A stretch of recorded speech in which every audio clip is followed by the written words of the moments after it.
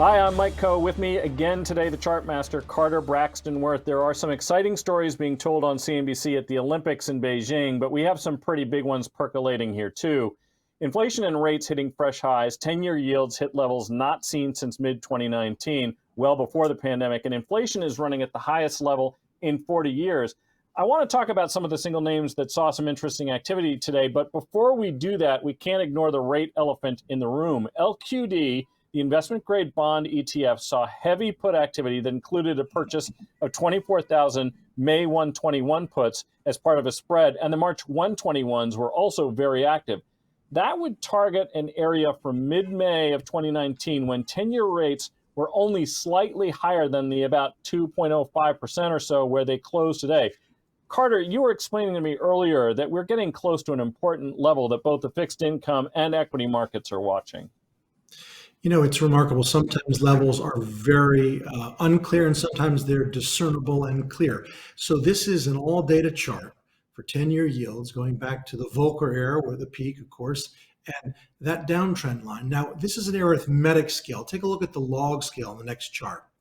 Fascinating. It's touched that line to the penny. Now, if we go back and forth, arithmetic log, it would suggest on the arithmetic scale that we're basically where it should stop, 2.15. But if you look at the log scale, the implications are that we get as high as 275. Now, were we to get to 275, I think it's probably lights out for the stock market. Yeah, it does seem like a lot of people are getting pretty nervous about it. You know, one of the areas that I saw also a lot of activity this week is an area that is sometimes thought of as a safe haven, and I'm talking about utilities. AES Corp saw well above average call activity now for the third time in a week. The May 24 call seeing a lot of activity. Now, sometimes this is considered low beta. They actually haven't been that low beta. Sometimes they're thought of as yield, but of course, when you are dealing with stocks that pay dividend yields, sometimes those dividends can increase over time so they can adjust to a rising rate environment. Somebody has an appetite for this thing. Carter, what are you seeing?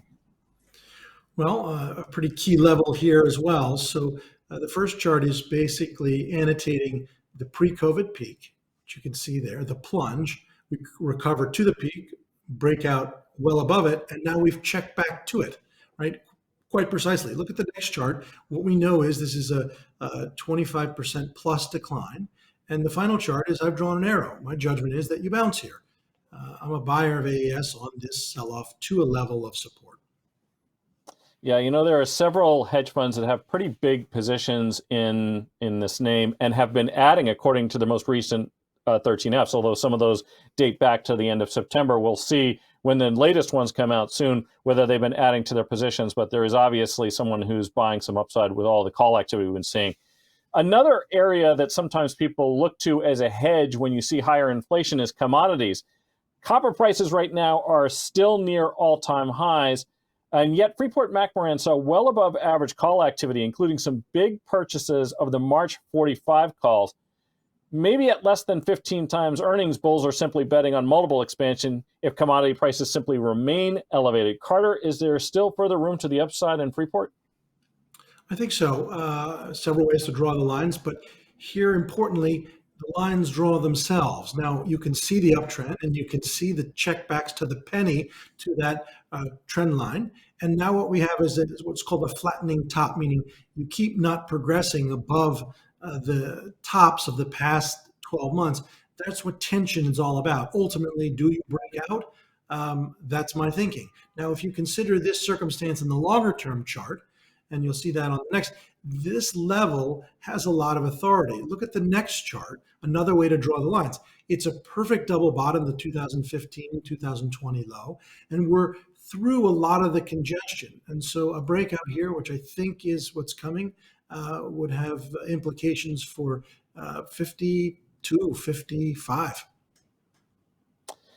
Yeah, you know, there were not a lot of stocks that were showing in the green today, but Micron was actually one of them. And it is also one of the names that saw really unusual options activity. We saw a good size buyer of the March 4th 101-103 call spread. Now, this is probably the result that Western Digital had an announcement today about some contamination in their manufacturing process affecting 2 Japanese factories, which in turn could cause flash chip supply issues and push prices higher. As one of the few bright spots today, Carter, what are you seeing? Remarkable in a tape of red to be green. And here too, consider the setup. Is it the same as FCX? That's the point. Great moments on charts are great moments. It has nothing to do with the line of business. Micron, you can see this chart. Look at the next one. It's the longer term setup. Look at the next one. Guess what? We're just now, we've returned to the dot-com peak. Now think, is this business worth more than it was then? I would think so. Now, if we play the next couple slides quickly, look, watch this line. Go back, back, back, back. We're to the penny. Look at right to the former high. We're contending with a high. That's good sequencing. We reached this level 5-6 months ago. We backed away to trend, and then we've reapproached it. I think we break out in a big way. That's great. Thanks, everybody, for watching. Yes, and of course, be sure to follow us on Twitter. And if you like what you see, send us comments, and we'll be happy to respond. Like.